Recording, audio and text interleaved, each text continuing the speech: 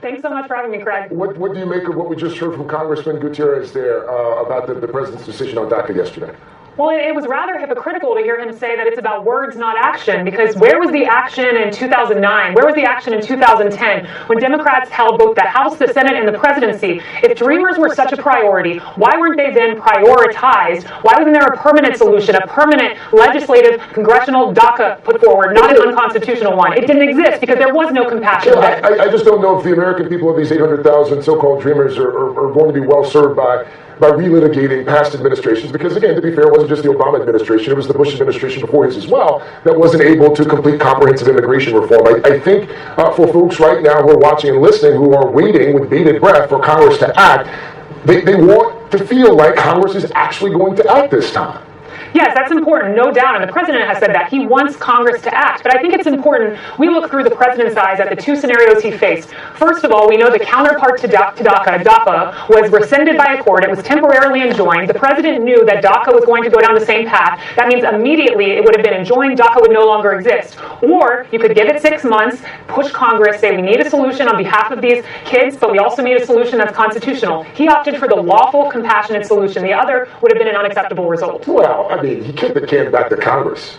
Well, that's where it belongs. We have separation of powers. It's within Congress's Article 1 powers to negotiate something on behalf of these kids and on behalf of the American people. And that's where it needs to be. But he also gave the impression last night via Twitter, of course, that Congress did not act.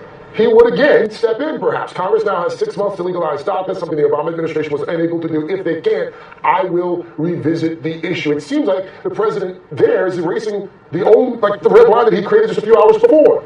No, that's the president being compassionate. That's the president saying, look, I want to come up with a solution. He wants to help these kids, but he also wants to enforce the laws. He's going back and forth with trying to find something, trying to find a solution, and I think that tweet was a way of pushing Congress to get their job done. Congress needs to step up now. We have to come up with a solution. And by the way, I would also point you to the fact that Senator Dianne Feinstein said that her own president's law, DACA, was on shaky legal ground. We have to go through Congress. That's what the president is saying with this tweet and with all of his statements. But we have to find a solution that's compassionate too. The decision announced yesterday comes, of course, after President Trump pardoned a convicted criminal, Sheriff Joe ARPAIO. Why was Sheriff ARPAIO worthy of leniency and not the people who were brought here by their parents, many of them at a very young age, and who are now trying to work, who are now in the military, who are now helping out in the relief effort there in Houston, and likely will be doing the same so in Florida?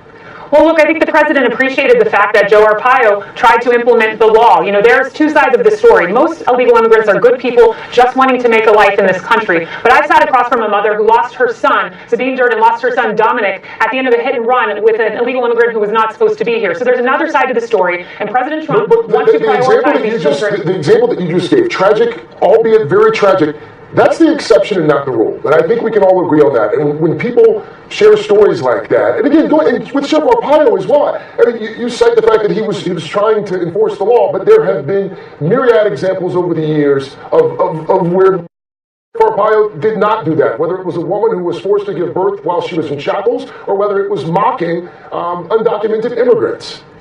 Look, I understand that people like to marginalize the stories of American citizens that have lost their life, but one is too many. No American citizen should lose their life because government has chosen not to enforce the law. Not Dominic Durden, not Kate Steinle. And I know people marginalize that as the exception, but one American losing their life is too many. Democrats don't want to prioritize border security, but we owe it to this mother. We owe it to the parents of Kate Steinle to do so. We also owe it to the DACA children to find a reasonable, equitable solution, and I think that we'll find that. We've already seen Senator Lindsey Graham saying, I'm willing to attach provisions to the DREAM Act that are going to enforce the border, enforce border security. So there is a happy medium here. And I think Republicans, not Democrats, will be the ones to find it. All right. Well, we heard it here first. I appreciate your time, Kelly. I hope you'll come back. Thank you, Craig. Anytime.